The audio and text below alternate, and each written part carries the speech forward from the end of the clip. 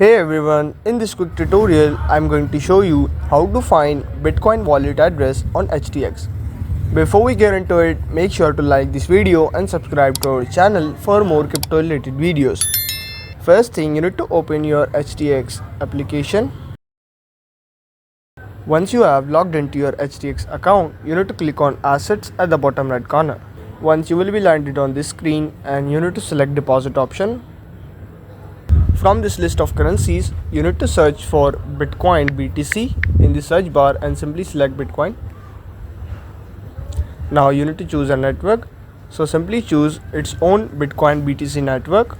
Click on BTC Bitcoin and always make sure to select same network on the receiving side also, or you will lose all your funds permanently. After that, here you can see your Bitcoin wallet address along with the QR code.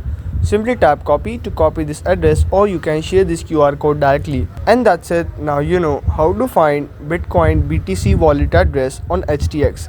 If this video helped you out, make sure to like this video and subscribe to our channel for more crypto related videos.